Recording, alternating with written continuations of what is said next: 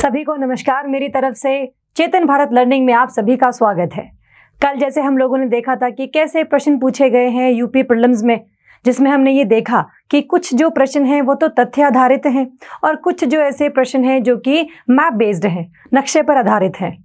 और लेकिन उन तथ्यों को समझने के लिए आपको जो कंसेप्ट हैं वो पता होने चाहिए पहले।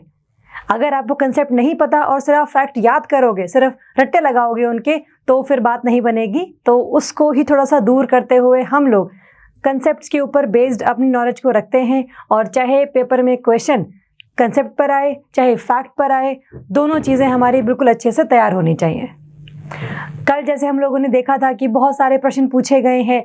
अगर कुल 150 प्रश्न पूछे गए हैं पेपर में, तो उसमें से 25 से 30 की ऐसी एवरेज है जिसमें भूगोल के बारे में चीज़ें पूछी गई हैं। और अगर 25 से 30 प्रश्न पूछे गए हैं तो इसका मतलब हमें तैयारी भी बहुत अच्छी करनी पड़ेगी उसके लिए। तो उसी तैयारी को आगे क्रमबद्ध करते हुए हम लोग आज शुरू करने वाले हैं भूगोल का विषय, जिसमें सबसे पहले हम लोग बात करेंगे पृथ्वी की आंतरिक संरचना की। ये तो है हमारे विषय का एक टॉपिक। लेकिन अब इसको समझने से पहले आपको ये देखना है कि जिस धरती पर आप अभी खड़े हैं वो धरती क्या है, क्या गोल है, क्या वो सीधी प्लेन है, क्या वो चपटी है, कैसी है वो धरती। जैसे अगर हम बात करें अभी हम जहाँ पर प्रेजेंट हैं, हम जहाँ पर उपस्थित हैं, उसके नीचे धरती के अंदर क्या है ये मुझे कैसे पता लगेगा। सबसे पहली बात तो यही है कि, और सबसे पहली बातों से ये भी है कि मुझे पता लगाना क्यों है कि धरती की आंतरिक संरचना है कैसी। तो पता मुझे इसलिए लगाना है क्योंकि मुझे बहुत सारे रिसोर्सेज चाहिए हैं, बहुत सारे संसाधन चाहिए हैं मुझे, कि क्या मैं इससे निकाल सकता हूँ यहाँ से, क्या यहाँ से मैं लोहा निकाल सकता हूँ, क्या यहाँ से मैं एल्यूमिनियम निकाल सकता हूँ, एंड एक्सेट्रा। संसाधन मुझे चाहिए हैं। मेरे दिमाग में जिज्ञासा है कि हम जिस ग्रह पर हैं, जो सिर्फ इकलौता ऐसा ग्रह है जो पूरे ब्रह्मांड में जिस पर जीवन यापन संभव हो सका है, इसके अलावा और ऐसा कोई ग्रह नहीं है जहाँ पर जीवन हमें देखने को मिले। तो वो अगर जीवन यापन के लिए उचित है तो उसमें ऐसी क्या चीज़ें हैं जो हमें पता होनी चाहिए, क्योंकि हम इस ग्रह पर रहते हैं। तो जिज्ञासा है हमारी, संसाधनों के लिए हम इसको पढ़ना चाहते हैं। और साथ में ये प्रश्न भी दिमाग में उठता है कि ठीक है हम इसको पढ़ना चाहते हैं, फिर अब पढ़ें कैसे। हम तो अभी ऊपर है ना धरती के, आप कैसे इतने नीचे की तरफ जाएंगे। क्या उसमें तापमान बढ़ता है, क्या उसमें दाब बढ़ता है, क्या उसमें घनत्व बढ़ता है, तीनों चीज़ें हैं क्या, पढ़नी क्यों है, ये तो लेक्चर के एंड में हम देखेंगे। लेकिन अभी अगर मैं एक नॉर्मल इंसान के हिसाब से आपको समझाऊं तो धरती की जो आंतरिक संरचना है वो हमारे लिए कैसे महत्वपूर्ण है ये भी देखना है, और पेपर के पर्सपेक्टिव से कैसे इंपॉर्टेंट है वो भी हमें देखना है। तो मैं आपको अगर अभी दिखाऊं इसमें कि ये है हमारा धरती, ये आपको जो मैं फोटो दिखा रही हूँ, ये सभी चीज़ों को जानने के बाद मैंने निकाला है इसका ये निष्कर्ष कि धरती ऐसी है। सबसे पहली बात तो धरती गोल है। बहुत सारे दुनिया में ऐसे वैज्ञानिक हैं, बहुत सारे ऐसे लोग हैं जो ये कहते हैं कि जो धरती है वो सीधी ऐसे चपटी है जिसके ऊपर हम लोग अभी हैं, और एक ऐसा जगह आएगा जहां पर से अगर आप यहां पहुंच गए तो आप दोबारा से स्पेस में गिर जाएंगे। तो एक तो पूरा का पूरा कम्युनिटी वो वाली है। एक कम्युनिटी है जो ये कहती है कि धरती ऐसी नहीं है भाई, धरती है गोल। और गोल होने का जो एक एविडेंस है, जो एक साक्ष्य है उसका, वो है कि हम लोगों ने बहुत सारे उपग्रह भेजे हैं, उन सब से हम फोटोज निकालते हैं। बहुत सारी चीज़ें हैं, अर्थ का गुरुत्वाकर्षण बल है, उससे हम जान पाते हैं कि धरती गोल है। तो ये तो बिल्कुल साक्ष्य है कि हाँ धरती गोल है। लेकिन ये जो कम्युनिटी वाले हैं उनका अलग एक अपना अवधारणा चल रही है, तो उसमें हम पढ़ेंगे भी नहीं कि वो क्यों कहते हैं, क्या कहते हैं, क्या उसमें कोई धार्मिक एंगल है या नहीं है, हम इसमें नहीं पढ़ेंगे। हम सीधा ये देखते हैं कि हमें ये पता है धरती जो है गोल है। और जैसे अगर धरती गोल है तो हम मानते हैं, जैसे मान लेते हैं कोई फुटबॉल है, उस फुटबॉल के अंदर सिर्फ हवा है। एक तो ऐसा गोल होता है, एक गोल होता है जिसमें चीज़ें भरी हुई होती हैं। तो एक तो हॉलो होता है जो खाली है, एक होता है जिसमें चीज़ें भरी हुई होती हैं। धरती दूसरे वाला है। धरती में चीज़ें बहुत सारी भरी हुई हैं, कहीं पर ठोस पदार्थ है, कहीं पर तरल पदार्थ हैं, कहीं पर ठोस और तरल दोनों का एक मिश्रण है। तो अगर आप इस पूरी धरती को देखो, जैसे हम लोग केक काटते हैं ना, हमने केक काटा और उसमें से एक ऐसे पाई निकाल लिया खाने के लिए, वैसे ही सेम मैंने यहाँ पर एक पाई बाहर निकाल लिया धरती का, जो कि दिख रहा है आपको ऐसे। हम लोग अभी यहाँ पर हैं, यहाँ पर एक कोई भी पर्सन है जो कि अभी खड़ा है, और उसके नीचे आप जाओ तो आपको देखने को मिलता है कि ये आपका ठोस अवस्था वाली एक लेयर है, परत है एक। फिर आप और नीचे जाओगे हल्का सा, फिर आपको देखने को मिलता है कि यहाँ पर ना एक ऐसी जगह है जिसमें बहुत सारा गर्म मैग्मा देखने को मिलता है, मैग्मा भंडार है यहाँ पर, ये देखने को मिलता है। फिर आपको मिलता है कि यहाँ पर एक मेंटल की लेयर है, ये फिर आपका लोअर मेंटल का लेयर है, ये आपका कोर है, ये आपका इनर कोर है। ये सब मैंने अभी मुझे पता है, लेकिन पहले तो मुझे नहीं पता थे ये, तभी तो हम पढ़ रहे हैं ना कि पृथ्वी की आंतरिक संरचना होगी कैसी। तो ये तो लास्ट में हमें कॉन्सिक्वेंस नजर आया है, लेकिन अगर हम शुरुआत से शुरू करें तो सबसे पहला हमारे दिल में क्वेश्चन ये आता है, प्रश्न ये आता है कि धरती की आंतरिक संरचना के बारे में हम कैसे जान सकते हैं, मुझे कैसे पता। तो इसको जानने के बहुत सारे अलग अलग कारण हैं, वो हमने देखे। अब हम कैसे जानेंगे, जो बहुत सारे भिन्न भिन्न स्रोत हैं इसके बारे में जानने के लिए, वो मुझे देखने हैं। जैसे अगर मैं देखूं कि सबसे पहली बात तो अगर धरती की आंतरिक संरचना के बारे में जानना है तो सबसे पहले दिमाग में ये उत्तर आता है कि क्यों ना हम लोग खुदाई कर लें, है ना। हम लोग नीचे खोदते चले जाएंगे और जैसे जैसे मिट्टी हमें मिलती जाएगी वैसे वैसे पता लगता जाएगा धरती के अंदर में क्या है। ये हम कर सकते हैं ना, तो ये हम कर सकते हैं, सही बात है। दूसरा, हमें पता है बहुत जगहों पर हमें ज्वालामुखी देखने को मिलते हैं। ज्वालामुखी में से जो मैग्मा निकलता है, अगर वो मैग्मा मैंने पढ़ लिया तो क्या मैंने धरती के अंदर की संरचना को पढ़ लिया? सही बात है, वो भी मैंने पढ़ लिया, ये भी एक अच्छा स्रोत है। दूसरा, मैं कहती हूं कि बहुत सारे उल्कापिंड हैं जो कि धरती तक आ पाए हैं। उल्कापिंड होते हैं जो हमारे स्पेस में पाए जाते हैं और किसी भी धरती की गुरुत्वाकर्षण की वजह से उसकी तरफ वो आ जाते हैं। जैसे ही वो आते हैं धरती के वातावरण में प्रवेश करते हैं, वातावरण में प्रवेश करने के बाद वो हल्का सा जल जाते हैं, क्योंकि धरती के वातावरण में बहुत सारी गैसें हैं, बहुत सारे डस्ट पार्टिकल्स हैं। उनसे जब उसका घर्षण होता है तब वो हल्का सा जल जाते हैं, क्योंकि घर्षण की वजह से हमेशा आग पैदा होती है और उसी आग में वो जल जाते हैं। लेकिन अगर कोई बहुत बड़ा पत्थर है, बहुत बड़ा रॉक है, बहुत बड़ा उल्कापिंड है, वो सारा नहीं जल पाता, वो सारा का सारा धरती के सतह पर आकर टकराएगा, और जब वो टकराएगा तो वो हमें मिलेगा। और अगर मैंने वो पढ़ लिया, अगर वो मैंने पढ़ लिया तो मैंने धरती की आंतरिक संरचना के बारे में पढ़ लिया। ऐसा मैं क्यों बोल रही हूँ? मैं ऐसा इसलिए बोल रही हूँ क्योंकि ब्रह्मांड में जितने भी ग्रह, उपग्रह, तारे या फिर और कोई ऐसी बॉडी जो पाई जाती है, वो सब के सब बने हैं एक ही चीज से, वो सब के सब एक ही चीज से बने हैं। बस फर्क सिर्फ इतना है कि वो अपने टाइम में वो धरती के हिसाब से थोड़ा सा पीछे चल रहे हैं या फिर धरती के एवोल्यूशन से हल्का सा और आगे चल रहे हैं। कि क्या पता ये धरती हम लोग जिस पर अभी रह रहे हैं, क्या पता वो अगले आने वाले 10 लाख सालों के बाद ऐसी हो जाए। और धरती जो है उससे पहले कैसी थी, 10 लाख साल पहले कैसी थी, उसका अगर मैंने कोई सोर्स देख लिया तो उससे पता लगा सकती हूँ कि धरती का आंतरिक संरचना कैसी है। तो ये सारे जितने भी उल्कापिंड हैं, शुद्ध ग्रह हैं, ग्रह, उपग्रह, तारे, ये सब एक ही समय पर बने हैं।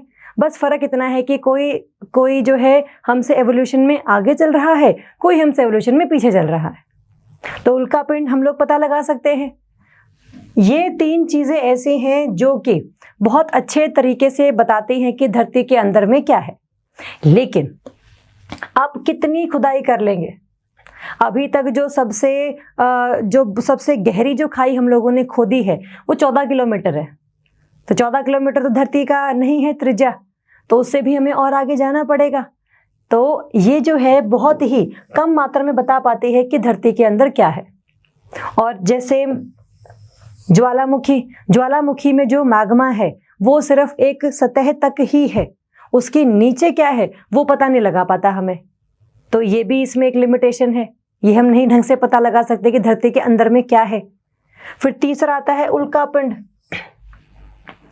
उल्कापिंड भी अब हम ये मान लेते हैं कि हाँ ये उल्कापिंड गिरा, मैंने इसको पढ़ लिया क्योंकि आधा जला हुआ ये नीचे रह गया था। मुझे कैसे पता कि धरती से आगे चल रहा है कि धरती के एवोल्यूशन से पीछे चल रहा है? और क्या पता सेम ना भी हो, ये तो हमारी थ्योरी है ना कि सब कुछ सेम टाइम पर सिमिलर तरीके से बने होंगे, क्या पता सेम ना भी हो और हम उसको पूरा पढ़ लें और हम ये अज्यूम कर लें कि हाँ धरती का अंदर जो भाग है वो भी ऐसा सा ही है, तो वो तो फिर हमारी गलत अवधारणा हो जाती है। तो इन सभी तीनों लिमिटेशंस की वजह से मुझे पता लगता है कि ये तीनों को मैं यूज नहीं कर सकती टू नो अबाउट दी आंतरिक संरचना ऑफ धरती। ठीक बात है, तो ये तीनों चीजें मेरे लिए हो जाती हैं थोड़ी सी दूर। लेकिन अब चलो ये दूर तो हो गई, बट अब पढ़े कैसे, क्या करें अब? क्या इसके अलावा और कोई जरिया है पढ़ने का? तो आंसर इज हाँ, जरिया है। जरिया क्या है? सबसे अच्छा जरिया देखने को मिलता है भूकंपीय तरंगों का। भूकंपीय तरंगें जो हैं वो सबसे ज्यादा हमारे लिए यूजफुल है टू नो अबाउट दी आंतरिक संरचना। ठीक बात है, लेकिन कैसे? ये तो हाँ हो गया कि हाँ इससे पता लगा पाएंगे, लेकिन कैसे? देखिए कोई भी जो तरंग है, कोई भी जो वेव है, जहाँ से भी वो आती है, जहाँ से भी वो आती है वो हमेशा अपने साथ उस जगह का जो कैरेक्टर है अपने साथ लेकर आती है। जैसे मैं कहूँ कि हमारे यहाँ पर लाइट आती है सन से, सूरज से, अगर वो लाइट, वो प्रकाश मैंने पढ़ लिया, वो प्रकाश की जो तरंगे हैं वो मैंने पढ़ ली, तो क्या मैंने सूरज को नहीं पढ़ लिया? पढ़ लिया मैंने। अगर किसी दूर किसी तारे से हमें न्यूट्रिनो मिल रहे हैं, न्यूट्रिनो वहाँ से धरती पर आ रहे हैं, अगर मैंने न्यूट्रिनो पढ़ लिए तो क्या मैंने उस जगह को नहीं पढ़ लिया? तो कोई भी चीज़ जो जहाँ से आती है वहाँ का कैरेक्टर अपने साथ लेकर आती है। जैसे हम लोग भी हैं, हम लोग जिस जगह से आते हैं, चाहे हम हरियाणा से हैं, यूपी से हैं, अमेरिका से हैं, कहीं से भी हैं, हम लोगों की जो छवि है उसमें वो चीज़ झलकती है कि हाँ आप हरियाणा से हैं, हाँ आप यूपी से हैं, तो वो एक जो हमारा आइडेंटिटी है उसको करता है मेंटेन। तो सेम चीज़, जहाँ से कोई भी चीज़ आएगी उस चीज़ का कैरेक्टर उसके साथ में आएगा। तो भूकंपीय तरंगे अगर धरती के अंदर से निकल रही हैं और धरती के अंदर से होती हुई हमें बाहर मिल रही हैं, तो मैं ये पता लगा सकती हूँ कि ये किन किन जगहों से गुजर कर आई होगी। ये बात सही है। तो भूकंपीय तरंगे कैसे हमें सहायता करती हैं धरती के आंतरिक संरचना के बारे में जानने के लिए, वो मुझे देखना है। ये हमने देख लिया। दूसरी चीज अगर हम देखें, जैसे जैसे ना जितना हम लोगों ने अभी तक पढ़ा है कि हमने खुदाई करी है धरती के अंदर, हम लोगों ने ये देखा है कि हर 32 मीटर पर हमारे यहाँ का जो तापमान है वो 1 डिग्री सेल्सियस पहुंच जाता है, वो बढ़ जाता है। मतलब अगर आप धरती के धरातल से नीचे जा रहे हैं तो हर 32 मीटर तक 1 डिग्री सेल्सियस टेम्परेचर जो है, तापमान जो है आपका बढ़ जाएगा। तो धीरे धीरे हम लोग ये मान के चल रहे हैं कि तापमान में वृद्धि होती है क्योंकि हम लोग धीरे धीरे करके नीचे की तरफ जा रहे हैं, तो तापमान में वृद्धि होती है। दूसरा, जैसे जैसे हम नीचे जाएंगे वैसे वैसे जो भी परतें हैं धरती की वो बढ़ती जाएंगी। जैसे हम देखते हैं कि अगर ये धरती का ये पाए मैंने उदाहरण के तौर पे ले लिया, मान लेते कितनी भी लेयर्स, अब अभी मुझे नहीं पता कितनी लेयर्स है, बस मुझे पता है कि धरती में इस तरीके से कई सारी जो परतें हैं वो एग्जिस्ट करती हैं। अगर ये जो लेयर है, ये पूरी जो लेयर है, इसके ऊपर थोड़ा सा कम ही भार है, ये जो लेयर है सारी की सारी, इसके ऊपर इसका भार है, इस लेयर के ऊपर इन दोनों का भार है, इसके ऊपर इन तीनों का भार है ना। तो जैसे जैसे आप धरती के अंदर जाते हैं वैसे वैसे ज्यादा परतें होने की वजह से जो दाब है, जो प्रेशर है, वो भी बढ़ना शुरू हो जाता है। क्योंकि प्रेशर है ही क्या, फोर्स है, एक दाब है। जितना ज्यादा आप परतों को रखेंगे किसी परत के ऊपर, उतना ही तो दाब बढ़ेगा उस परत के लिए, उतनी ही तो वो सिकुड़ जाएगी, उतना ही तो उसके जितने भी मॉलिक्यूल्स हैं, उसके जो परमाणु हैं, वो सारे के सारे आपस में पास आना शुरू हो जाएंगे, है ना। तो वो सारे जितने भी परमाणु अणु जो है आपके हर उस चीज के आपस में पास आना शुरू हो जाते हैं, और जैसे जितना वो पास आएंगे उतना ही ज्यादा उसका घनत्व भी होगा। क्योंकि जितना ज़्यादा आप उसको ऐसे सिकुड़ा देंगे उतना ही उसका डेंसिटी, उतना ही घनत्व भी तो होगा उसका।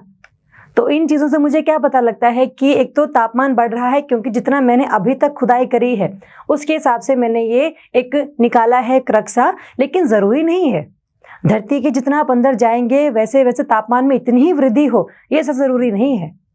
ये हो भी सकता है, ये नहीं भी हो सकता। लेकिन दूसरी बात क्या है, तापमान में वृद्धि के साथ साथ दाब में वृद्धि होती है, क्योंकि परतें एक दूसरे के ऊपर फिर बढ़ती जाती हैं और उसी चीज़ की वजह से जो घनत्व है वो भी आपका बढ़ना शुरू हो जाता है। इस बात का हमें बिल्कुल सही तरीके से क्लियर हो गया है। अब मेरे दिमाग में प्रश्न ये आता है कि आपने बोल तो दिया भूकंपीय तरंगों से पता लगा सकते हैं, बट कैसे पता लगाएंगे? तो कैसे का जो उत्तर है वो हम लोग अभी अगले इस टाइम में देने वाले हैं जस्ट। चलिए पहले तो हम बात करते हैं भूकंपीय तरंगों की। पहले भूकंप की ही बात कर लेते हैं। अब भूकंपीय तरंगे कब आएंगी? जब भूकंप आएगा। अब भूकंप कब आएगा? भूकंप कब आएगा? जब धरती हिलेगी। धरती के हिलने को तो भूकंप कहते हैं हम लोग। भू मतलब धरती, कंप मतलब कांपना। धरती कांप गई, और वो कैसे कांपी, क्यों कांपी, हमें नहीं फर्क पड़ता, बट धरती कांपी है तो इसका मतलब उसमें से हम कहते हैं कि भूकंप आया है। अब अगर मैं कहूं कि ये धरती का धरातल है, ये धरती के हम जा रहे हैं नीचे की तरफ। ये जो आप ना इस चीज को ऐसे इमेजिन करना, आप एक एग को इमेजिन करो, एक अंडे को इमेजिन करो, आप उसको उबाल दो, पानी में डाल के 10-1 मिनट तक उबाल दो। आपने जब उसको उबाल दिया तो उसके जो ऊपर की जो पपड़ी आप निकालते हैं वो क्या है? सबसे पहली परत धरती की, और उसके अंदर जो फिर सफेद कलर का है वो है धरती की मेंटल की परत, और जो आपका अंदर पीले कलर का है, येलो कलर का है, वो है आपका कोर। तो अगर मैं धरती को एक अंडे के रूप में देखूं तो धरती की सबसे पहली परत वो पपड़ी है, दूसरी सफेद कलर का पार्ट मेंटल है, और तीसरा येलो कलर का जो भाग है वो आपका कोर है। ये मैंने देखा। अब इसमें क्या है ना कि आप जब इमेजिन करेंगे इसमें, तो आपने ऐसा इमेजिन करना है, ऐसा आपने सोचना है कि ये जो पपड़ी मैंने बनाई है ये सीधी पपड़ी तो नहीं है। आपने जब अंडा उबाला तब तो पूरी सीधी पपड़ी थी, उसमें कोई क्रैक नहीं था, कुछ नहीं था, अगर सही से उबाला गया उसको तो। अब आपने क्या किया, एक चम्मच लिया, उस चम्मच को आपने मारा उस अंडे पे। जब आपने उस अंडे पे उसको मारा तो हल्की सी जो एक वो पूरी सही सी लेयर थी वो टूट गई आपस में बीच बीच में। कोई जो टुकड़ा है वो बड़ा टुकड़ा रह गया, कोई टुकड़ा हल्का सा छोटा टुकड़ा रह गया। तो आपने पूरे अंडे पे ऐसे ऐसे चम्मच मार दी, तो जिससे पूरी जो लेयर थी वो टूट गई आपकी। और ये जो टूटी हुई परतें हैं, जो टूटे हुए भाग हैं, वो क्या हैं? ये हैं आपकी प्लेटें। वो हैं आपकी प्लेटें। कोई प्लेट बड़ी है, कोई प्लेट छोटी है, और ये प्लेटें जो हैं आपने ऐसा कल्पना करना है अब कि ये या तो एक दूसरे की तरफ आ रही होती हैं, ये एक दूसरे से दूर जा रही होती है। अभी मुझे कोई फर्क नहीं पड़ता है, कोई मैंने नहीं बताया आप लोगों को कि ये क्यों पास आती हैं या क्यों दूर जाती हैं। बस अभी के लिए बताया है कि हाँ ये पास आती रहती हैं और ये दूर जाती रहती हैं। तो ये क्या है? ये मूव करती रहती हैं। ये मूव करती रहती हैं। दो प्लेटें आपस में ऐसे भी जा सकती हैं, ऐसे भी जा सकती हैं, कुछ भी हो सकता है। वो होता क्यों वो देखेंगे अगले वाले लेक्चर में, लेकिन अभी के लिए वो मूव करती हैं। तो जब वो मूव कर रही हैं, जैसे ही कोई प्लेट मूव की वैसे ही क्या आता है? भूकंप आता है। वैसे ही भूकंप आता है।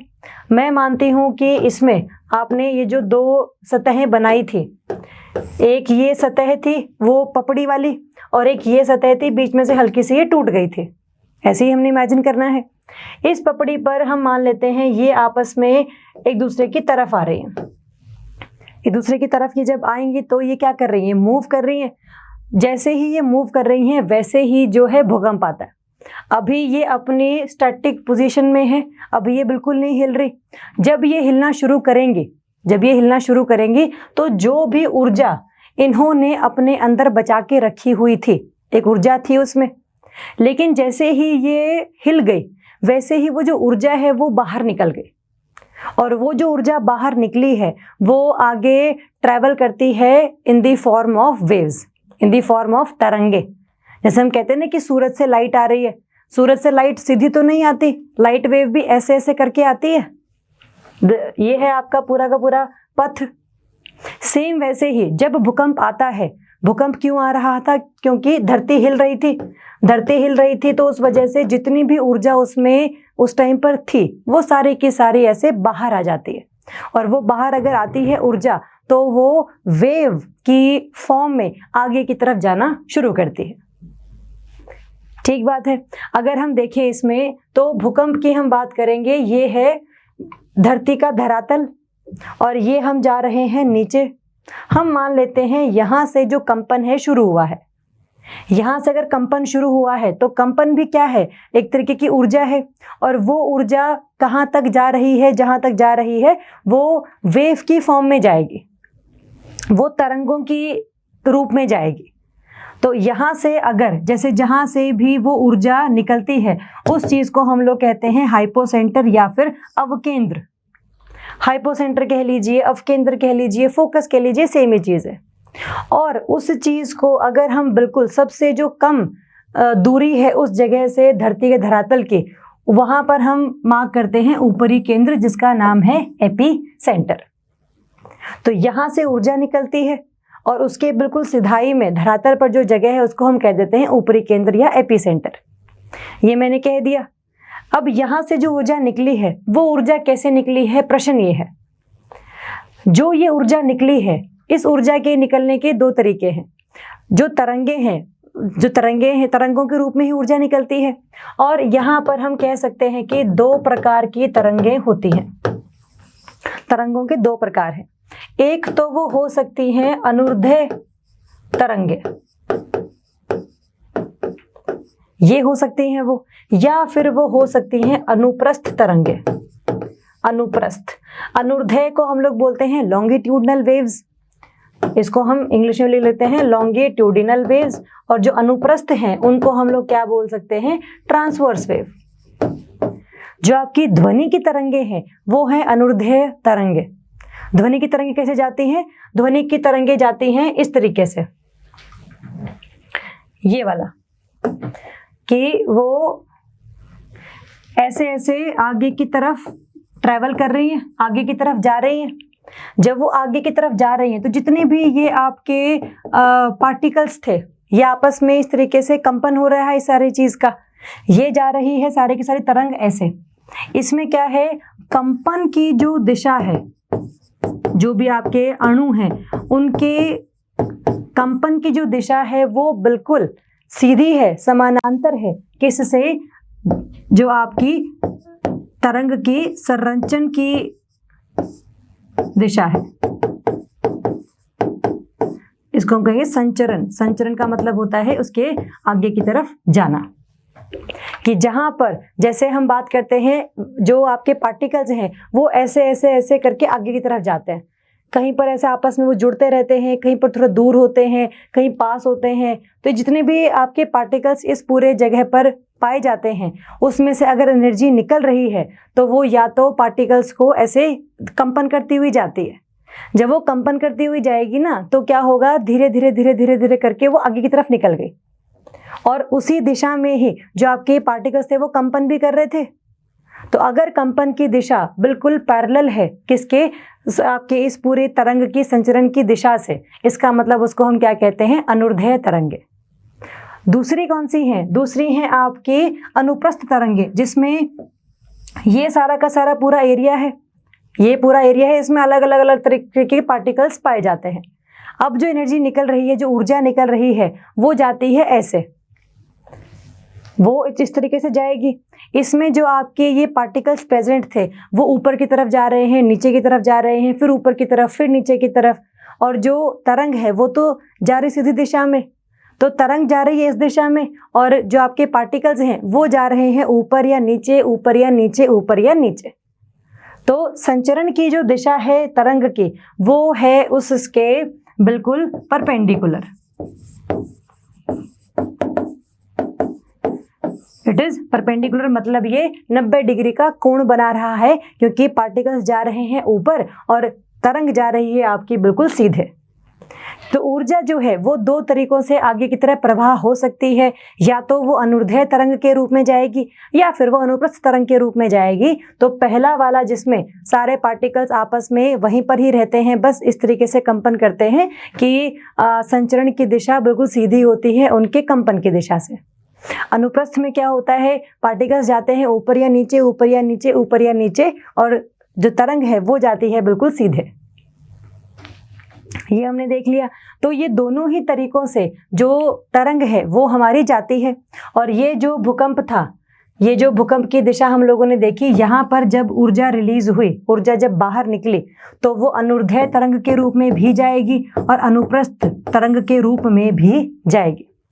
जो तरंग अनुदैर्ध्य रूप में जाएगी उसको हम लोग कहते हैं पी वेव कह लीजिए, या फिर आप उसको प्राथमिक तरंग कह लीजिए, क्योंकि वो सबसे पहले पहुंचती है। यहाँ से जो ऊर्जा निकली है अनुदैर्ध्य के रूप में, वो सबसे पहले पहुंच गई है धरती के धरातल के पास। और जो उसके बाद जो तरंग आई है, जो ऐसे ऐसे करते हुए आई है, उसको लग गया हल्का सा टाइम। तो उस वेव को, उस तरंग को हम लोग कहते हैं एस वेव, या फिर उसको हम लोग द्वितीयक वेव भी कह सकते हैं, द्वितीयक तरंग भी कह सकते हैं। आप इसको पी तरंगे ऐसे लिख लीजिए, आप इनको एस तरंगे ऐसे लिख लीजिए, या प्राथमिक या द्वितीयक तरंगे लिख लीजिए, एक ही बात है। बस हमें इतना पता होना चाहिए कि जहाँ से भी कोई ऊर्जा निकल रही है, वहाँ से निकलने के बाद वो जो पाथ को फॉलो कर रही है, उसमें या तो वो अनुदैर्ध्य के फॉर्म में जा सकती है या फिर वो अनुप्रस्थ के रूप में जा सकती है। दोनों ही तरीके हैं। और जो पहले वाली सबसे पहले पहुँच जाती है वो है प्राथमिक तरंगे, इसलिए प्राथमिक तरंगे हैं वो। ऐसा नहीं है कि वो प्राथमिक तरंगे हैं इसलिए पहले पहुँचती है, क्योंकि वो पहले पहुँचती है इसलिए उसका नाम प्राथमिक रख दिया गया है। जो दूसरे वाली है, जो इस तरीके से आ रही है, वो दूसरे टाइम में आएगी, इसलिए उसका नाम द्वितीयक तरंगे है। सही बात है ये। अब ये जो पी वेव और एस वेव हैं, ये जो पी तरंगे और एस तरंगे हैं, इसकी अगर हम बात करें तो इसमें क्या होगा, ये वाली तो अगर इसमें हम कहते हैं, इनको हम कहते हैं भूगर्भिक तरंगे। जैसे इसमें हम एक बात करेंगे इसमें कि भूगर्भिक तरंगे, जैसे अगर हम ये बोलें कि ये धरती के यहाँ से जो ऊर्जा है वो निकली है, ये मैंने बनाया है धरती का सबसे ऊपर वाली परत जो हम लोगों ने देखी थी अंडे की पपड़ी वाली, यहाँ से ऊर्जा निकली है, वो ऊर्जा यहाँ भी जाएगी, यहाँ भी जाएगी, यहाँ भी जाएगी, यहाँ भी जाएगी, हर जगह जाएगी वो, क्योंकि ये धरती के सारे भूगर्भ में जाती हैं, इसीलिए इन्हें हम कहते हैं भूगर्भिक तरंगे। और जब तक ये भूगर्भिक तरंगे धरती के धरातल के ऊपर नहीं आ जाती, तब तक इन्हें भूगर्भिक ही कहेंगे। जैसे ही धरातल पर आ गई, तब इनको हम क्या बोलना शुरू कर देंगे, इन्हें हम धरातलीय तरंगों के रूप में भी जानते हैं।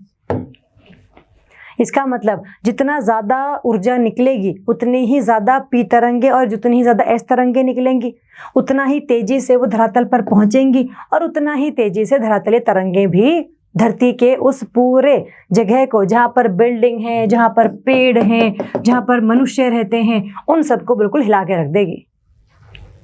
तो ये सारा जो एक क्रम है, ये आपको पता हो कि धरती हिली है, धरती के हिलने की वजह से ऊर्जा निकली है, ऊर्जा निकली है भूकंपीय तरंगों के रूप में। भूगर्भिक तरंगे होती हैं क्योंकि वो पूरे पृथ्वी के आंतरिक भाग से होती हुई पूरे तरीके से पास कर जाती है, गुजर जाती है। और जैसे ही वो धरातल तक पहुंचेंगी, वैसे ही उनको हम क्या कह देंगे, धरातलीय तरंगे। इसका बारे में पता लग गया हमें। अगर हम इसमें अब देखते हैं कि सबसे पहली बात तो भूगर्भिक तरंगे जो हैं, उनका ना कुछ अपना एक व्यवहार है। जैसे व्यवहार क्या है, ये जो तरंगे हैं, इसमें आपने पी तरंगे और एस तरंगे अलग अलग तरीके से पढ़नी है। पी तरंगों की सबसे खास बात ये है कि ये ठोस अवस्था और ये तरल अवस्था और गैस अवस्था, इन तीनों से गुजर सकती है। इनको कोई दिक्कत नहीं है, चाहे ठोस हो, चाहे तरल हो, चाहे गैस हो, सबसे ऐसे आगे निकल जाएंगी, गुजर जाएंगी वहां से। लेकिन जो एस तरंगे हैं, उनका हल्का सा नखरा है कि मैं तो सिर्फ और सिर्फ ठोस पदार्थों से ही होकर गुजरूंगी, अदरवाइज मैं नहीं जाती। तो पी तरंगों को कोई दिक्कत नहीं है, एस तरंगों के नखरे हैं वो हल्के से उठाने पड़ेंगे। एक तो ये। दूसरा, अगर हम बात करें तो इनकी जो इनका जो अगर हम कहें कि वेग है, इसका वेग सबसे ज़्यादा है क्योंकि प्राथमिक है ये, इनका वेग जो है थोड़ा सा कम है। ठीक बात है, वेग ज़्यादा है और वेग कम है। दूसरा, जब भी कोई भी चीज़ एक माध्यम से लेकर दूसरे माध्यम तक जाती है उसमें हो जाता है हल्का सा अपवर्तन। अपवर्तन को हम क्या बोलते हैं? रिफ्रैक्शन। जैसे हम उदाहरण के तौर पे हम क्या करते हैं, जैसे मान लो कि पूरी बाल्टी है, इस बाल्टी में सारा का सारा पानी रखा हुआ है, एक बड़ी सी आपने छड़ी ली, उस छड़ी को आपने ऐसे डुबो दिया।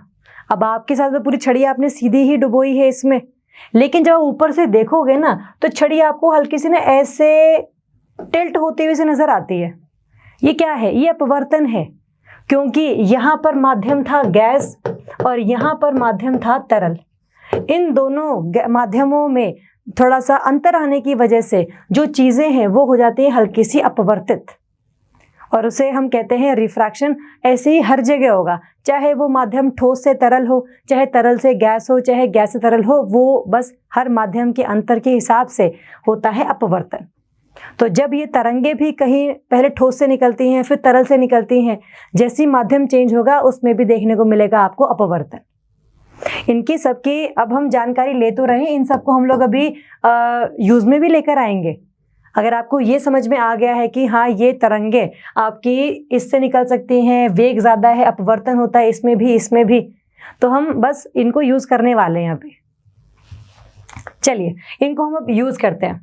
मैं बताती हूँ आपको, आप पहले बनाइएगा ज़रा एक धरती का एक गोल सा डायग्राम। ये है धरती, ये धरती है, ये आपका, ये है आपकी 3 लेयर। जैसे हम मानते हैं कि ये तो सबसे पहली लेयर है जो कि है भूपर्पटी, जो दूसरे वाली है वो है आपकी मेंटल, और जो तीसरी है वो है हमारी कोर। यही 3 परतें हैं धरती की। देखिए ये तो मुझे पता लगा है, इनके नाम तो मैंने बाद में दिए हैं, लेकिन हुआ क्या, मैंने क्या देखा कि जब यहाँ पर, क्योंकि यहाँ तक तो हम पहुँचे ही हुए हैं ना, 10 किलोमीटर 12 किलोमीटर तो पता ही है हमें, यहाँ पर जैसे ही भूकंपीय तरंगें निकली, उन भूकंपीय तरंगों ने क्या किया, वो यहाँ पर भी गई, यहाँ पर भी गई, यहाँ पर भी गई, धरती के हर एक जगह तक वो पहुँच गई। हर जगह पर, धरती के हर एक जगह तक वो पहुँच गई वो। यहाँ पर ही क्या, ये आपका धरती का धरातल है ना, ये सारा का सारा, यहीं पर ही उत्तर अमेरिका है, यहीं पर ही दक्षिण अमेरिका है, यहीं पर ही अफ्रीका है, यहीं पर ही आपका हिंद महासागर है, सब कुछ यहीं पर ही है। जैसे आपने वो अंडे का एग्जाम्पल लिया था, आपने जब अंडे को काटा, हमने अंडा पूरा उबाला हुआ है, हमने अंडे को काटा, पहले उसकी भूपर्पटी पर कट लगा, फिर मेंटल पर, फिर कोर पर, फिर दोबारा से मेंटल, फिर दोबारा से कोर। वैसे ही अगर कोई चीज यहाँ से निकल रही है तो पहले वो ऊपर तक भी जाएगी, नीचे मेंटल में जाएगी, मेंटल से कोर, कोर से फिर मेंटल, मेंटल से फिर धरातल, भूपर्पटी। ऐसे ही तो होता ना पूरा, क्योंकि धरती गोल है ना, सीधी तो नहीं है। धरती जब पूरी गोल है तो इस तरीके से हमें देखने को मिलता है कि जो तरंगे यहाँ से निकली थी वो तरंगे धरती के हर एक एरिया में जाकर पहुंच गई। क्योंकि ये धरती के भूगर्भ में ही रहती हैं, इसलिए इनको हम क्या कह देते हैं, भूगर्भिक वेव तरंगे। और जैसे ही ये धरती के धरातल तक पहुंचती हैं, इनको हम क्या बोल देते हैं, इन्हें हम कह देते हैं धरातलीय तरंगे। ये अपने को क्लियर हो गया है। अब मैंने क्या देखा, अब मैंने ये देखा कि चलिए, मैंने ये देखा कि जब यहां से कोई, यहां पर कोई भूकंप आया, यहां से ऊर्जा निकली, जब ये ऊर्जा निकली तो मैं अभी बात कर रही हूं एस वेव की, ये है आपकी एस तरंगों की हम बात कर रहे हैं। तो मैंने क्या देखा, मैंने देखा कि ये जो एस तरंगें निकली थी वो हर जगह पर मुझे देखने को मिल रही थी। यहाँ पर भी है, यहाँ पर भी है, यहाँ पर भी है, हर जगह पर है। मुझे यहाँ पर भी वो मिली, मुझे यहाँ पर भी वो मिली, धरती के धरातल पर हर जगह पर वो मुझे मिली। लेकिन मैंने क्या देखा, मैंने देखा कि ये जो सारा धरातल है मेरा, इसमें मुझे कोई भी एस तरंगे देखने को नहीं मिले। क्यों नहीं मिली? अब मैं क्या देखती हूँ इसमें, यहाँ पर ना हम बनाएंगे एक छोटा सा कोण। ये कोण है यहाँ से लेकर धरती के केंद्र तक, और धरती के केंद्र से लेकर यहाँ तक, जहाँ तक ये मुझे तरंगे मिली हैं, ये कोण है आपका 105 डिग्री का। सेम यहाँ पर भी जहाँ तक ये मिली हैं, ये भी कोण क्या है, 105 डिग्री का। निकाले ना हम लोगों ने ये कोण। मैंने क्या देखा, एस तरंगे मुझे 105 डिग्री से पहले पहले मिली, 105 डिग्री से पहले पहले मिली, इन दोनों के बीच मुझे कुछ भी नहीं मिला। इसका मतलब क्या है? इसका मतलब ये है कि बीच में कोई एक ऐसी परत है जो कि या तो तरल अवस्था में है या वो गैस की अवस्था में है, तभी तो एस तरंगे वहां से पास नहीं कर पाई, गुजर नहीं पाई वहां से। तो इसका मतलब जब मैं यहाँ तक पहुंची तब एक बीच में एक ऐसी परत आ गई है जिसमें है थोड़ा तरल पदार्थ, इसीलिए वो वहां से नहीं निकले। ठीक बात है। ये तो होगी एस तरंगों के बारे में। 105 डिग्री ये, 105 डिग्री ये, 103 हो सकता है, 102 हो सकता है, ये डिपेंड कर जाएगा, कोई ऐसा दिक्कत नहीं है। थोड़ा बहुत आगे पीछे हो जाएगा तो कोई दिक्कत नहीं आई उसमें। ये मैंने बनाया एस तरंगों का। अब मैं बनाती हूं पी तरंगों का। चलिए, मैंने क्या देखा दोबारा से, ये 3 परतें थी। पी तरंगे जो है यहां से निकली, यहां पर गई, यहां पर गई, यहां पर गई, हर जगह पर गई, यहां पर गई, हर जगह पर गई। और जब ये यहाँ से गुजरी, इसका मतलब इसमें हमने क्या देखा कि थोड़ा सा ये ऐसे हो गई, फिर ऐसे हुई, फिर ऐसे हुई। पास तो वो कर गई, पास वो कर गई, सारी की जगह पर चली गई है, हर जगह पे चली गई वो।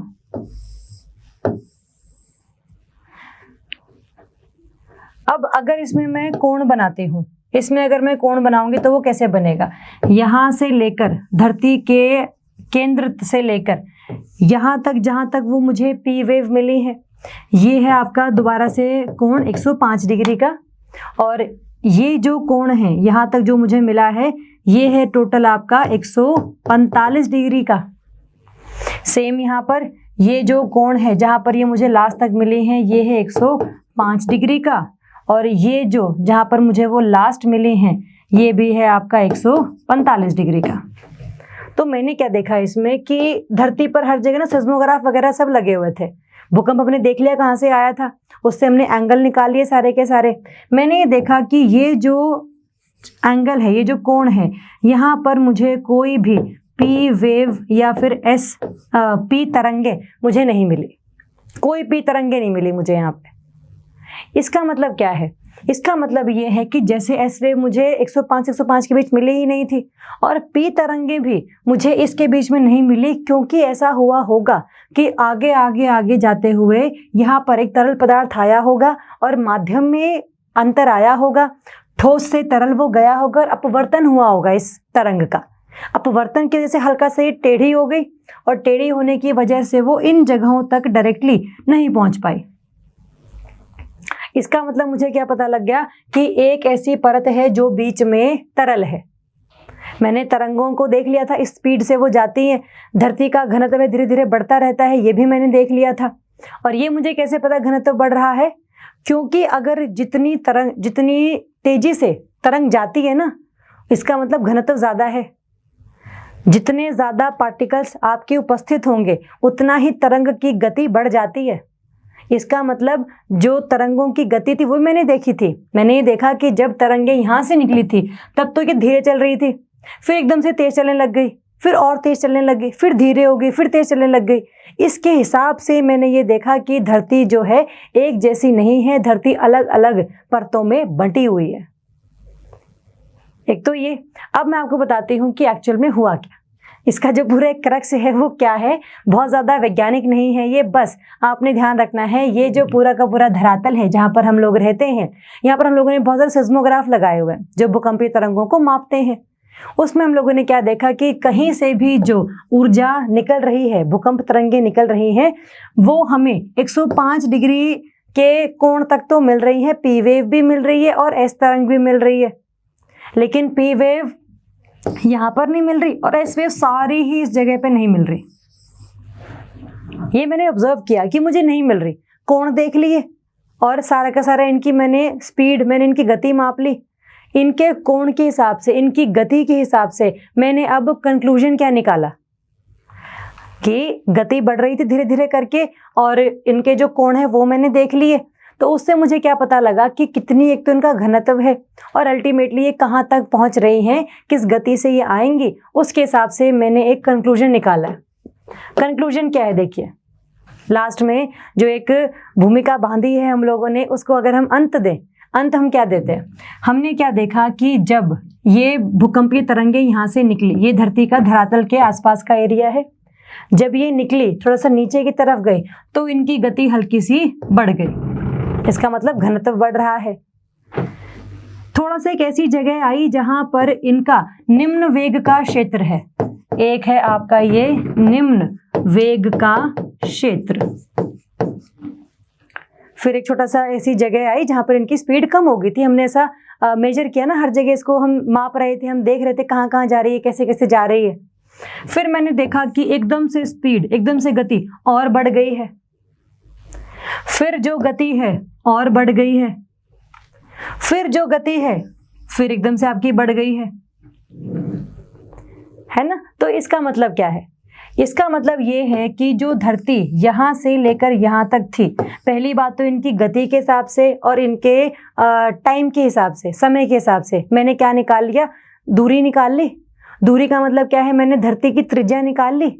त्रिज्या से मुझे क्या पता लगा कि धरती की त्रिज्या है 6400 किलोमीटर, क्योंकि मुझे इनकी तरंगों की गति पता थी, मुझे इन तरंगों का समय पता था, कितनी देर में गई कितनी देर में आई, उसके हिसाब से मैंने दूरी निकाल ली, धरती का त्रिज्या आ गई। एक जगह ऐसी आई जहां पर यहाँ पर आते ही आगे जाकर 100 किलोमीटर जाते ही एकदम से निम्न वेग का क्षेत्र आया, इसका मतलब यहाँ पर कुछ ना कुछ होगा। यहाँ पर क्या है, यहाँ पर है आपका मैग्मा। ये जो मैग्मा है, क्योंकि ये हल्का सा, जैसे आप ये सोचो कि ऐसी ऐसी बहुत चट्टानें हैं जो कि पिघल गई हैं, पिघली हुई चट्टानें ही जो है ना ऐसे ऐसे पथ पर जा रही हैं, वो ऐसे ऐसे घूम रही हैं, तो वो मैग्मा है आपका। तो वो बहुत ना, एक तो आप कह लो कि बहुत लिक्विड भी नहीं है, तरल भी नहीं है, ठोस भी नहीं है, ठोस प्लस तरल हल्का सा आपस का मिश्रण है ये। जैसे अगर आप प्लास्टिक को जलाओ तो वो पिघलता नहीं है ना, थोड़ा सा ऐसे स्ट्रेच सा हो जाता है, वैसा एक क्षेत्र है ये। तो क्योंकि उसका तरल और ठोस के बीच का एक मिश्रण है, इसीलिए यहाँ पर ठोस से तरल पर जाने के बाद उसकी स्पीड, उसका वेग हल्का सा कम हो जाता है। फिर जो स्पीड है वो बढ़ती है, इसका मतलब ये दूसरी परत आ गई है धरती की। फिर जो है यहाँ तक तो मुझे सिर्फ और सिर्फ एस जो है एस तरंगे ही मिली, इसका मतलब ये जो जगह है इसकी स्पीड मुझे पता थी, गति मुझे पता थी, मुझे इसका आपका लो समय पता था। मैंने दूरी निकाल ली कि हाँ यहाँ तक आते आते आपका 2900 किलोमीटर है, जहाँ पर मुझे सिर्फ और सिर्फ एस तरंगे मिली हैं। उसके बाद जो गति थी वो हल्की सी और थोड़ी सी बढ़ती है, लेकिन अपवर्तन होता है ना, क्योंकि मुझे एक जगह पर वो नहीं मिली पी वेव, पी तरंगे, और कुछ जगह पर मिली थी। तो उस वजह से यहाँ पर क्या है, ये आपकी दूसरी एक जो परत है वो शुरू हो गई है, जो कि तरल अवस्था में है। और आगे गए तो और स्पीड बढ़ गई, स्पीड इतनी बढ़ गई कि मुझे लगा कि तरल अवस्था में थी तो बढ़ नहीं सकती। इसका मतलब यहाँ पर ये जो आपकी परत है ये ठोस अवस्था में है। तो भूकंपीय तरंगों की गति और उनका समय मैंने देखकर क्या निकाल लिया, दूरी निकाल ली कि देखो यहाँ से वो निकली थी 100 किलोमीटर तक वो गई तो उनकी गति कम हो गई, इसका मतलब मैग्मा का भंडार है यहाँ पे। फिर यहाँ पर गए, स्पीड बढ़ गई, गति बढ़ गई, इसका मतलब यहाँ पर आपका ठोस अवस्था में ही एक परत है। लेकिन ये अलग, ये भी ठोस है, ये भी ठोस है, दोनों में अंतर क्या है, दोनों में अंतर ये है कि इनका घनत्व कम या ज़्यादा है। घनत्व ज्यादा है इस वाली परत का, जिसको हम दूसरी परत बोलेंगे, इसका मतलब ये मेंटल है। ये भूपर्पटी है जो सबसे ऊपर पाई जाती है, और ये आपका मेंटल है। और ये जो जहां पर तरल शुरू हो रहा है, ये है आपका कोर, ये है आपकी बाह्य कोर, और ये है आपकी आंतरिक कोर। बाह्य कोर आपका तरल अवस्था में है, आंतरिक कोर आपका ठोस अवस्था में है। तो भूकंपीय तरंगों के हिसाब से मैंने ये पता लगाया कि कितने किलोमीटर पर कौन सी परत है, कितने किलोमीटर पर लास्ट में धरती की त्रिज्या है, ये पता लगाते हैं मुझे। और ये नहीं पता मुझे कि इसमें क्या है, बस मुझे इतना पता है कि ये ठोस है या तरल है। और इसके घनत्व के हिसाब से मुझे पता है कि घनत्व अगर ज्यादा होगा, इसका मतलब वहां पर जो भारी धातुएं हैं वो मिलती होंगी, निकल मिलता होगा, आयरन मिलता होगा, लोहा मिलता होगा, तो ये सब जो चीजें हैं ये मुझे मिलती होंगी वहां पर। तो ये मैंने ऐसा अज्यूम कर लिया मैंने अज्यूम। तो ये सभी चीजें हैं जो बताती हैं मुझे कि धरती की 3 परतें हैं। एक है भूपर्पटी, फिर है एक ऐसा जगह जो है निम्न वेग का क्षेत्र जहां पर मैग्मा है, फिर है आपका मेंटल की ये लेयर, फिर है आपका कोर जिसमें बाह्य कोर है, आंतरिक कोर है, तरल अवस्था में बाह्य है, ठोस अवस्था में आंतरिक कोर है। ये मैंने देख लिया, ये तो मैंने समझाने के लिए आपको बताया। अगर इसको थोड़ा सा और मैं रिफाइन करूं, थोड़ा सा और मैं अगर जानकारी दूं आपको इसकी, तो हुआ क्या है ना कि जब ये मैग्मा का भंडार आया है, उससे पहले भी एक क्षेत्र ऐसा था जहां पर गति बहुत तेजी से बढ़ी थी, ये एक आपका एक और जो इसमें परत है वो आ जाती है। इसका मतलब यहाँ पर गति है, यहाँ पर और बढ़ गई है, इसका मतलब ये दूसरी परत शुरू हो गई है। ये दूसरी परत जो है अगेन ये मेंटल ही है। तो आप ये बोल सकते हो यहाँ से लेकर यहाँ तक ये मेंटल है, और ये जो मैग्मा का भंडार वाला क्षेत्र है ये मेंटल का ही एक हिस्सा है ना। अगर इसको मैं देखूं, इसका हम दूसरा डायग्राम बनाते हैं अगर, कि ये है आपका भूपर्पटी, ये आपकी शुरू हो गई यहाँ से मेंटल, ये बीच में आ गया आपका मैग्मा का भंडार, ये आ गया आपका दोबारा से मेंटल, ये आ गई आपकी बाह्य कोर, और ये आ गई आपकी आंतरिक कोर।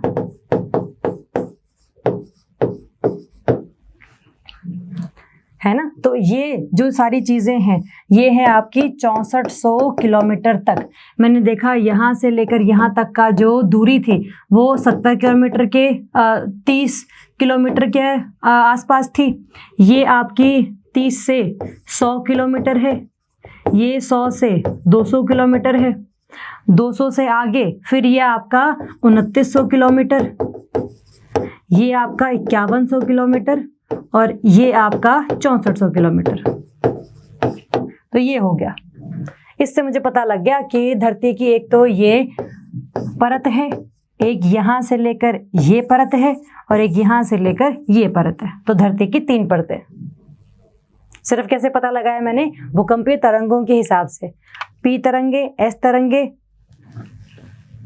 जैसे ये आगे की तरफ जाते हैं वैसे वैसे इनकी गति बढ़ती है, वैसे वैसे जो है इनका हम समय पता लगा लेते हैं, और उसके हिसाब से हम बता पाते हैं कि धरती का घनत्व कितना बढ़ रहा है, और जो आपका ठोस है, तरल है, गैस है, क्या है, ये पता लगा पाया मैंने।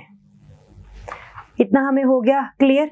अगर आप देखो जैसे जहां पर हमें ये नहीं मिली थी ना आपकी ये वाली तरंगे, इनको हम कहते हैं छाया क्षेत्र।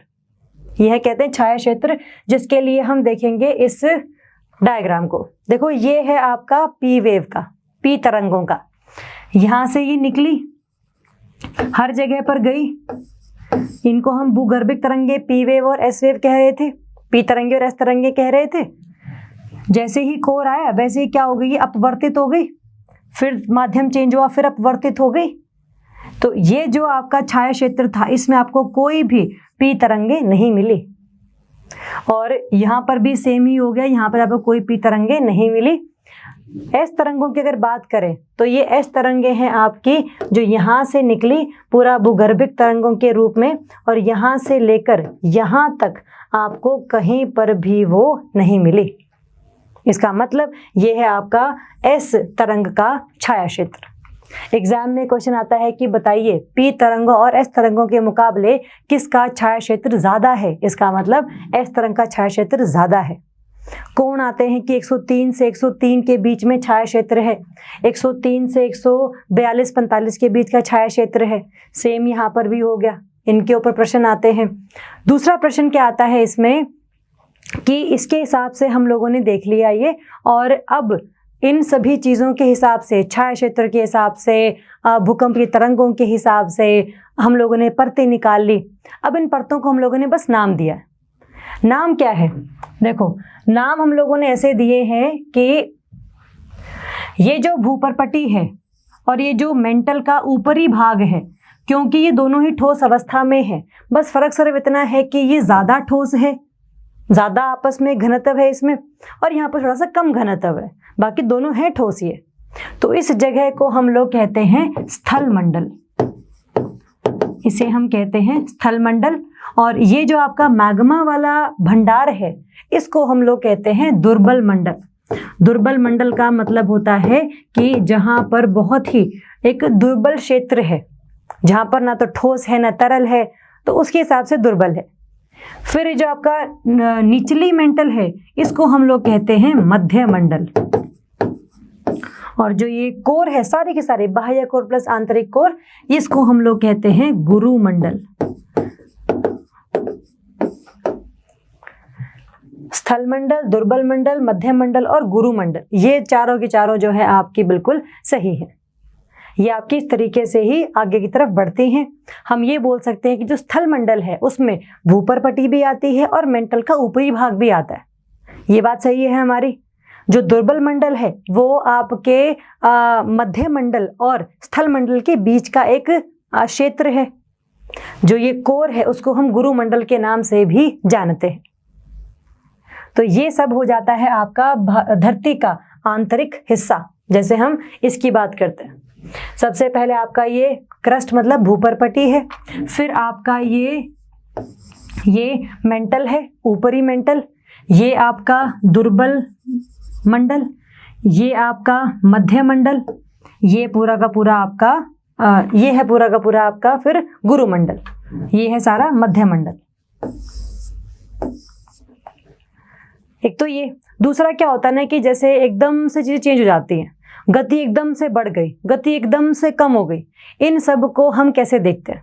तो एक जगह से लेकर दूसरी जगह पर जाने में होता क्या है ना कि गति चेंज हो जाती है, और वो एक ऐसा जोन है, ना तो वो ऊपर वाले परत का हिस्सा है, ना ही वो नीचे वाले परत का हिस्सा है। उनको हम कहते हैं धरती में पाए जाने वाली असंबद्धताएं, डिसकॉन्टिन्यूटीज हम कहते हैं इन्हें। आपने इन जो लोगों के नाम है उनके हिसाब से याद करनी है। कॉनराड बंदे का, एक इंसान का, पर्सन का नाम था। जो मोहो है वो एक व्यक्ति का नाम है, रेपिटी व्यक्ति का नाम है, गुटनबर्ग और लेमन, ये पांचों जो हैं ये व्यक्तियों के नाम हैं। इनको आप याद कर लेना CMRGL से।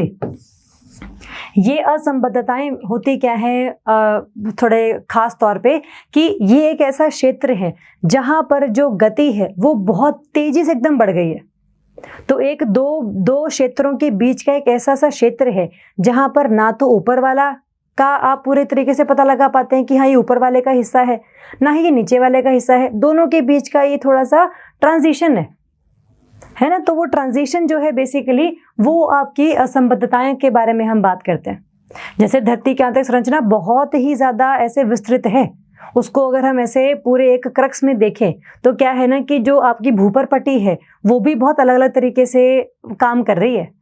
जैसे एक भूपरपटी है आपकी धरती जहाँ पर हम लोग अभी रह रहे हैं, एक भूपरपटी वो भी तो है जो सागरों के नीचे है, जो पानी के नीचे है, वो भी तो पहली ही परत है, वो भूपरपटी है। लेकिन वो भूपरपटी अलग है और जहाँ पर हम रहते हैं वो भूपरपटी अलग है। इन दोनों के बीच भी बहुत सारी आप कह लो कि असंबद्धताएं हैं। उसे हम क्या कहते हैं? उसे हम कहते हैं कॉनराड असंबद्धता। कि बिटवीन किसके बीच में? एक तो आपकी ये जो भूपरपटी लैंड वाली है, स्थल वाली है वो, और एक जो सागर वाली है, उन दोनों में संबद्धताएं का मतलब कॉनराड असंबद्धता। एक जो दूसरी संबद्धता है आपकी फिर ये आपका लिथोस्फीयर जो स्थल मंडल है, स्थल मंडल और दुर्बल मंडल के बीच में, स्थल मंडल और दुर्बल मंडल के बीच में है आपका मोहो असंबद्धता। आप इसको इस तरीके से लिखेंगे।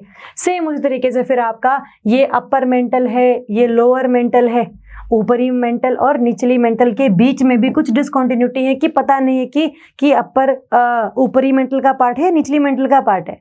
वो जो असंबद्धता है वो है आपकी रेपेटी। निचली मेंटल और बाह्य कोर के बीच में है आपकी गटनबर्ग असंबद्धता, और बाह्य कोर और आंतरिक कोर के बीच में है आपकी लेमन असंबद्धता। तो इससे पता लगता है कि जो धरती की संरचना है आंतरिक रूप में बहुत ही ज़्यादा भिन्न है, बहुत ही ज़्यादा उसमें बहुत चीज़ों का जिक्र किया गया है। इन जिक्रों को हम सिर्फ पता लगा पाते हैं भूकंपीय तरंगों के द्वारा। पहले हम लोगों ने उल्कापिंड देखे, हम लोगों ने ज्वालामुखी देखे, हम लोगों ने बहुत सारे खुदाई वगैरह भी कर ली, बट किसी से कोई काम नहीं बना। लास्ट में अंत में सिर्फ भूकंपीय तरंगे ही हमारे काम आई। उनकी गति, उनका समय हम लोगों ने मापा और उसके हिसाब से मैंने बताया कि जैसे जैसे ये धरती के अंदर जा रही हैं वैसे वैसे फिर ये अलग अलग जो आपके परतें हैं उनके बारे में हम लोगों ने पता लगा लिया। एग्जाम में पेपर में क्वेश्चन कैसे आता है? एग्जाम में क्वेश्चन आएगा एक तो इन असंबद्धताओं के ऊपर कि सीधा मैच द फॉलोइंग कर दो। एग्जाम में हमने देखा भी था, कल क्वेश्चन ऐसा आया हुआ है। तो वो सारा का सारा आपने इस पूरे के पूरे डायग्राम से देखना, आकृति से देखना है। फिर क्वेश्चन आता है छाया क्षेत्र के ऊपर कि किसका छाया क्षेत्र ज़्यादा है, कौन सी ऐसी तरंग है जो कि जल्दी पहुंच जाती है या लेट पहुंच जाती है। तो ये तो हम लोगों ने देख लिया। इसमें क्या है ना, जब हम लोगों ने बात करी थी भूकंपीय तरंगों में भूगर्भिक तरंगों की, उसमें एक चीज़ और थी हमारी। जैसे हम देखते हैं, जैसे मैंने आपको बताया था कि जो ये भूकंपीय तरंगे यहाँ से निकल रही हैं, जब तक वो यहाँ पर हैं तब तक वो आपकी भूगर्भिक तरंगे हैं। जैसे ही वो यहाँ तक पहुँची उनको हम लोगों ने क्या बोल दिया, ये है आपकी धरातलीय तरंगे। धरातलीय तरंगे भी ना बहुत ज़्यादा विनाशकारी हैं ये, क्योंकि धरती पर जहाँ हम रहते हैं वहीं आपके बहुत सारी बिल्डिंग हैं, बहुत सारी और चीज़ें यहाँ पर उपस्थित हैं।